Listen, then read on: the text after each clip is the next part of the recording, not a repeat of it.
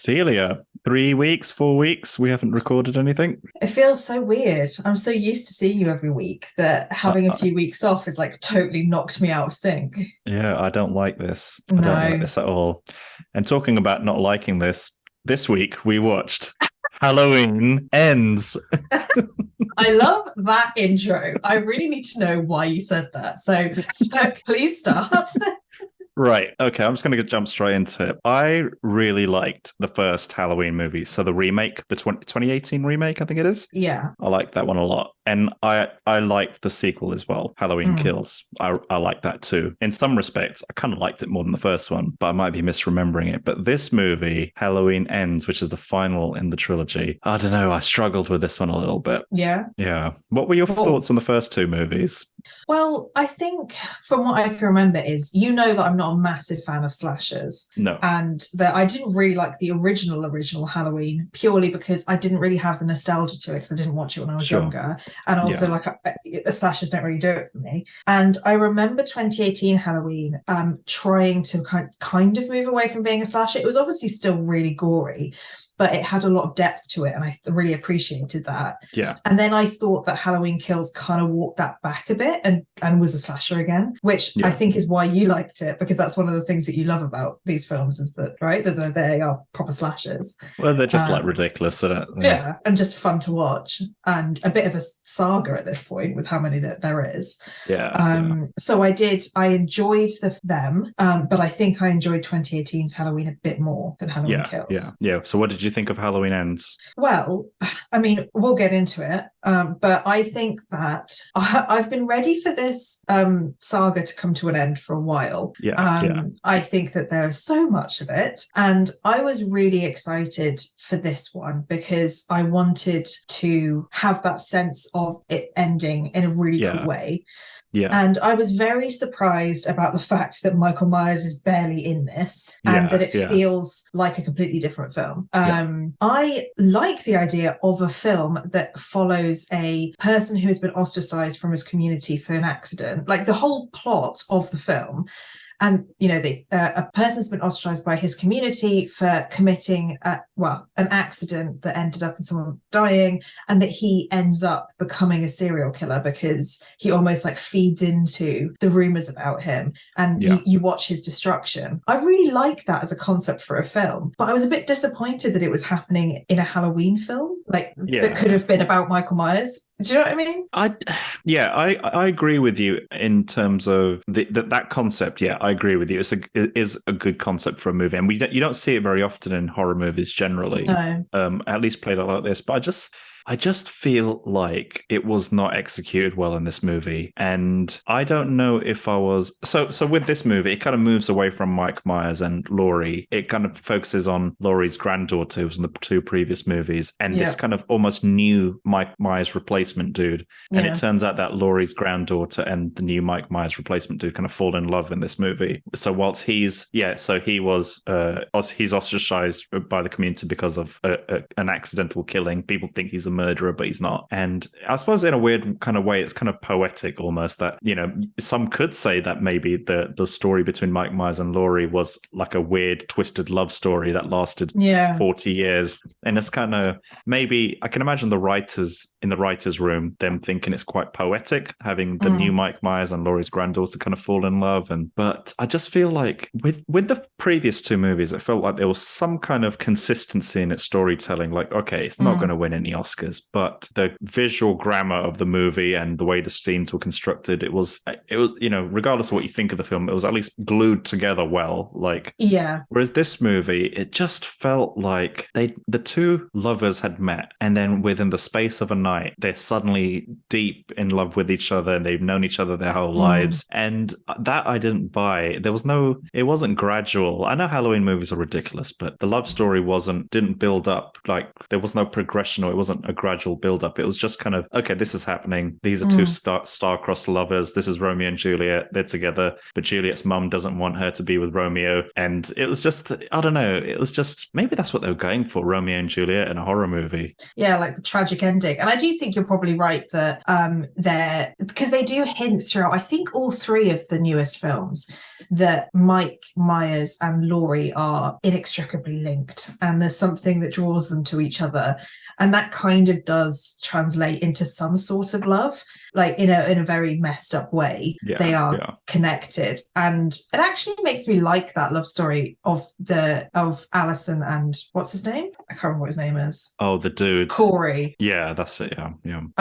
It kind of makes me like them a little bit more because the love story itself, just because of that poeticness, I suppose. But I see what you mean. I hadn't really. The thing that I didn't really like about this film was the fact that it moved so far away from Mike Myers. But actually, what you're saying is that it was the story itself, the love story, that you didn't like the progression of. I didn't. I just didn't believe it. I think, right. Like, not even in a whirlwind romance way. No. Because considering all the drama that Laurie's granddaughter Alison, so Alison's the main lady of this movie, like all the drama that she'd gone through in the previous two movies, like I would have expected more of Alison and a bit more, like maybe she would have had her wits about her a bit more, and maybe would have taken actions or steps into preventing something like this happening again, like some allowing herself to get drawn in by essentially the person her mother and grandmother have been escaping for the last 40 years.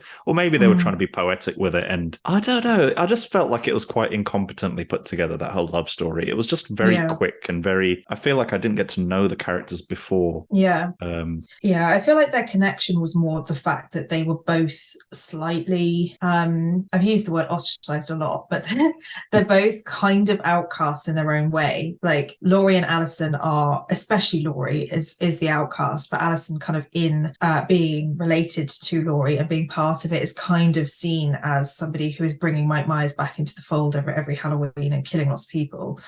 And that Corey has that same feeling of being an outcast, but on a bigger scale. And then they have that kind of sense that they just want to run away from everything, and that's their whole plan, is just to get away.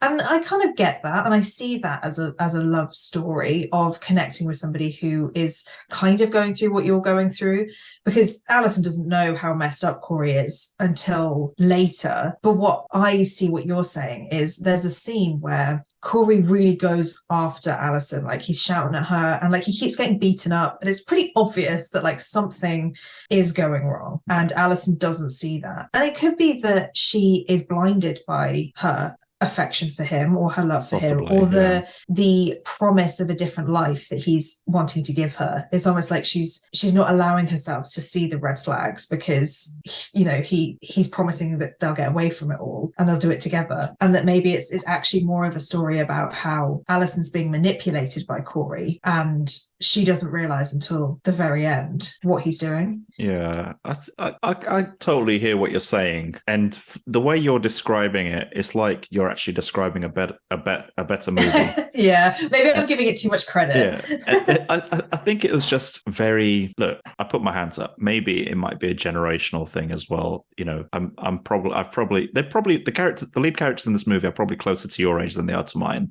So maybe I've just got very bitter as I'm getting older, and I don't connect to these kind of love stories as much anymore. And maybe a younger audience would think, whoa man, that's me, and but I just feel like this movie felt like a Poundland version of like imagine the first two movies came out in cinema, which they did, and then suddenly the third one was a straight to DVD kind of movie.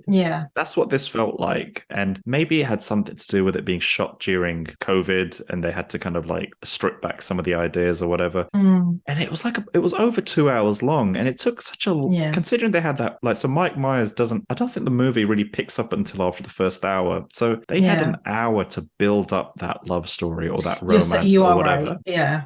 And it just, I didn't buy it, and I don't think the actors weren't, sorry about that, I don't think the actors were bad. I thought they were good actors and good performers. I thought everyone was good in this movie. I wasn't familiar with them from any other work, but I think actually, you saying that there was a whole hour before it really kicked off, you are right. I feel like a lot of the scenes for me blended together in the middle.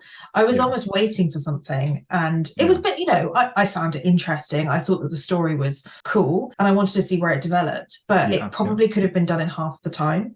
And then, they could have used, I think they could have used more time with Mike Myers personally. And I'm not saying that he had to be the star of the show, but this is the end of the saga. Exactly. Yeah. And it just feels like he wasn't a part of it. And I was surprised about how little of a slasher film this was. What did you think about that, being a fan of slasher films? I don't know if I'm a fan of slasher films, but I enjoy them. And I'll tell you what, this one out of all three of them was probably the goriest. Like, some of the deaths were insane. Like, I think the one that sticks in my mind was the one where Mike Myers used. Actually, was it Mike Myers or was it the kid? I don't know. Uses the blowtorch on that kid's face. Oh my God, yeah. That one, I don't know why, just sticks in my head. And there's this one bit where Laurie's looking out the window and she sees Corey outside, and it kind of harkens back to the very first Halloween movie where Mike Myers is standing.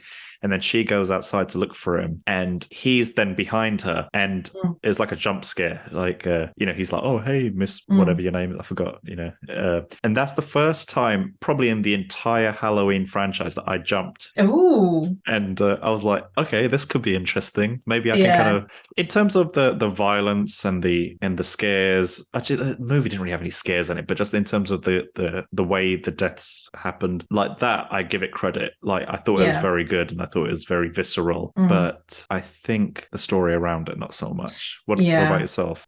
Yeah, I found this one less gory, only because I feel like the gore was spread out a bit more. Like, we had a long time before it got going with that. And it made it feel, for me, less like a slasher film and more like it was just the climax of a horror film, where the ending was getting more gory and, he was really going for it. And I actually think, what was the director's name in this? I can't remember. Gordon Green or something. Gordon Green. But he had a quote that I think is really interesting about the gore in this. He said that the audience just want bloodshed and chaos, but in some ways, the other two films, 2018 Halloween and the Halloween Kills, provided that, and that he wanted to bring the story more grounded and to conclude it. So he wanted to draw it out so that we could process everything that we've learned from the Halloween franchise and make more of a cautionary tale around violence and relationships and trauma, because they talk a lot about trauma in this film and about trying to accept your past and move on into the future. And I quite appreciated that, in a sense of, you're rounding up not only the story of Halloween and Mike Myers, but the audience's feelings towards it. It's like the audience has gone through this with the characters from beginning to end. And some of the audience, would have been quite young when they saw the first film. And now they're older and they can process things in a different way. And it's almost like this film is allowing them to process everything that's happened in, what's the town called? Haddonfield. Haddonfield. Yeah.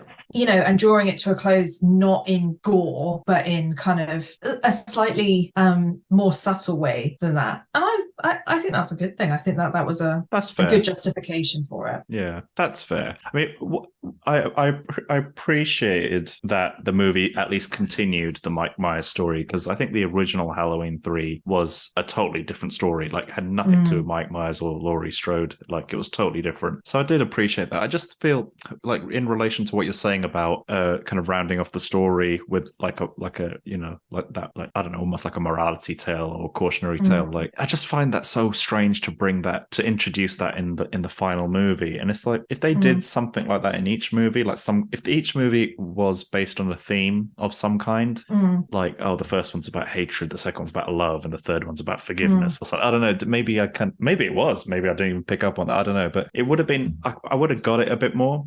But I think suddenly I see exactly what you're talking about. Like, I think that was very on the nose about it being a cautionary tale, and but suddenly trying to introduce that kind of high, or I don't know, something a little highbrow or a concept into it just feels a bit jarring, out of place, a bit jarring. Yeah. But then again, I do respect them for trying something different. I'm not going to take that away from them. And any production team that tries something different and not just recreating the same thing again and again, I give them credit for that, even if it fails. And the thing is, I thought the 2018's Halloween did that. I thought it went in a bit of a different direction, and I really appreciated for that. And I remember saying saying exactly what you just said, but for that film, like, you know, they've tried to go in a different direction with it, and it has worked, because you can't just recreate the same thing every time, because the audience already knows it. And I just don't know why they did it again in this film, because they talked a lot about trauma and getting over your past in 2018's Halloween. And it did feel a lot like they were kind of rehashing some of the stuff from that film in this one. So I see what you're saying. It's like it has to have some sort of line that goes between all the films, and that it almost, like you say, each one builds on top of the other. Whereas with this, it felt like it was going forwards with 2018 Halloween and then Halloween Kills, and now it's kind of come back to the 2018 Halloween Kills as a circle.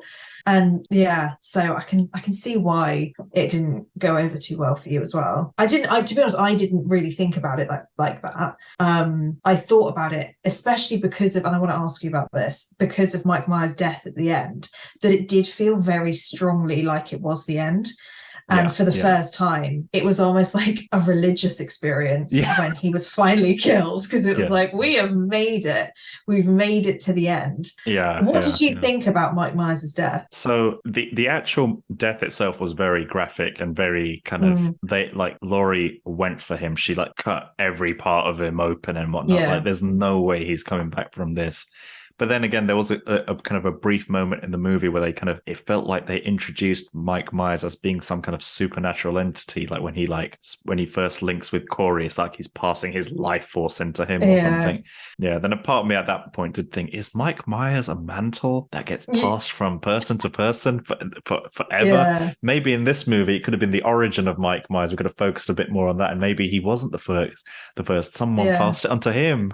It's just like this long line of, and then you find out, the only way they find some weird manuscript somewhere, the only way we can kill him. It's all linked to Haddonfield's history and like I don't know. Anyway, I love it. So linking back to the end. So you're right. It did feel like a moment. Like when they were carrying him through the street. That whole procession and everything. Now the thing is, at the time, I was thinking this is a bit overkill for this trilogy. The way it ended, I just felt like it was a bit too grand and a bit too extravagant for this trilogy. But in the context of the entire franchise, I thought it was earned in a weird kind of way. I think if you've seen all 20 movies, then and for anyone who's been there since the beginning, I felt like this was probably an emotional moment. 100%. Like it's actually happening. This is final. How the hell, like anything that comes after this now, like whether it's a sequel or a reboot, I think anything else will feel very disconnected. This felt like a very final bookend, full stop to the franchise. I hope they end it here. I mean, it's gone on long enough. And it did feel, I completely agree with you. It feels like the end, because Halloween should be all about Mike Myers, I think. That is Mike Myers and Laurie. I think that this film deviated from that because they didn't, I don't know if I'm being too harsh, but they didn't really have anything else to do with Laurie and Mike Myers, because they've kind of done it all. So they moved in a different direction. But the ending, there is no way he's coming back from that. He is done. He's been put through a car shredder, like a compactor? Some kind of metal grinder type grinder, thing. Yeah. Which, not to toot our own horn, but I'm pretty sure in one of the episodes that we've done about a Halloween film, we were talking about how you would really kill Mike Myers. And I think you might have said, put him in a shredder or put him in something that like completely rips into pieces. And I say, like, I thought it was a religious experience because there is something about, like you say, being an audience member who has been there through it all. And you've seen all of these characters grow up and, they reintroduced a lot of the old characters in this and the last few films. It does. And they were all there and you see their faces and you see them finally, everything's coming to an end. Haddonfield can go back to a normal town with a lot of trauma, but a normal town nonetheless. And I did like the ending. The thing that I had an issue with, and my biggest pet peeve in this film was Mike Myers' death or the end of Mike Myers, like before they then put him in the shredder, like the bit where he's still fighting Laurie. Yeah.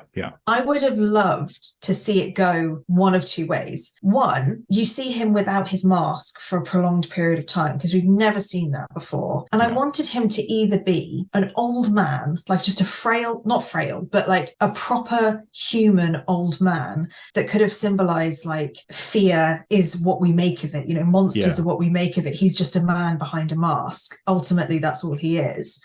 Or when they take the mask off, he's like grotesque and really scary to look at. And then it goes the other way, that it's like, it just scares the living daylights out of the audience. So it's like one final like middle finger to the audience of like, he's really scary. You should have been scared about him the whole time. But instead, they just do exactly what they've done in all the other films, which is not show his face. And I just really thought they missed an opportunity to do something really cool with like the end of Mike Myers. We finally get to see him and he can symbolize something. Either way, he's either a monster or he's a man. And they just do what they always do, which is he dead? No, he's not. Or he comes back alive again. Oh, no, he's dead. Oh, no, he's not. And then he actually died. It's like, we've seen that before. Yeah, I think you raised a fantastic point. I didn't think about this at the time, but now you've mentioned it, it just seems like so obvious, like a missed opportunity. Yeah, I think it would have been a good opportunity to have maybe Mike have a moment, like you know, and maybe him without the mask is even more scarier without the mask. Exactly. Or maybe he says something, I don't know, just one dying word or something. Yeah, exactly, like something that makes it feel like we're seeing something new out of his death, because really, he has kind of died in every film, because we think he's dead and then no, he's not, he's come back. And this was just the same thing, except they put him as Shredder in the end. And so he's never coming back. And I just feel like they could have done something really cool with that, because there's so many audience members who have such like a cult fascination with Mike Myers. And they're the only people that could do something like this. Like this, the film franchise is the only way that we could have seen Mike Myers in a different light. Or, like you say, reaffirm that he is gross and scary and a big monster. But I was just disappointed that they didn't do it. And I was really expecting it as well. I was expecting when Corey took the mask from Mike Myers, that was the time that we were going to start seeing Mike Myers in all of his glory, whatever that might be. Yeah. That would have been good. That would have been good. You make me think, like, I think what they should do is just let the Halloween franchise sit for about 10 years. I think they should let it die. Yeah. I don't think they will let it die, but I think they should let it sit. But I think this whole Jamie Lee Curtis saga, I think this should be the final one. I don't think she should come back for any more. There's nothing else to say. No. But I think what would be good is if in, I don't know, 5 years, 10 years, that I think a reboot's going to happen whether we like it or not. But I think with a reboot, what they should do is have a totally different creative team. I don't think they should link it to any of the current or previous creatives involved. And I think they should give the movie a different vibe and not have it, because like with the visuals and the music, it's still the very first movie. Like it's still that same music, the same visual style. They should have something a bit more. Yeah, they should have something a bit more contemporary, and with a new Laurie, someone young and hip or whatever, and then have someone that understands horror, but have it a bit more. I don't know, like have some kind of message in it. Do you know what would be really cool? I've just been thinking about it. What if it's the mask itself that is, the villain of it? So somebody puts the mask on and then starts to slowly descend into madness and like embodies the villain behind the mask. Like that would be quite a cool concept for a reboot, because obviously they can't bring Mike Myers back, so it'd have to be someone else. It could even be a woman. It could be anyone. It could be someone you would expect. But the mask, because the mask is the only thing left, really. Yeah, like, I mean that's how they could have ended this one. Like they could have, so what you've just mentioned, like something more about Michael in this film, like what makes him tick, or what. Like maybe passes the mask on and whatnot. Exactly, like he did with Corey, but I guess Corey kind of stole it from him rather than. Yeah, I mean they did try. I can't remember if it was Halloween or Halloween Ends. Halloween Kills. That they saw him in the prison and they were like they started to try and unravel Mike Myers as a person, but it didn't really go anywhere in the end. He just ended up being the enemy again. We just see the back of his head in the prison, in like that kind of courtyard of the prison. Yeah, which I was so excited. Like that was one of my favorite scenes, because I was like, oh, you're seeing him as a man for the first time, and that's really cool. And I just think they could have done that in this film. film, like one final, like yeah. I mean, it was a good effort, but I didn't hate the movie. I think I've just got a very strong reaction to it because I liked the previous two. I really enjoyed the previous two, and I just felt like this one was a bit too much of a departure for me. Like how the first two kind of continued directly. You know, the second one picks up where the first one left off, literally like within an hour's difference. And this one is like a few years after, and it's just kind of yeah. I think they probably could have condensed the 3 films into 2 films and used elements from all of them to make 2 really, really good films. I do think that there was stuff in Halloween, I was getting confused, Halloween Kills, that wasn't needed and that you could probably have mashed that one with this one. But I still like the idea of the plot of this film. I just think it shouldn't have been done in the Halloween film. I think it should have been its own thing. And yeah, just kept it as Halloween, the franchise.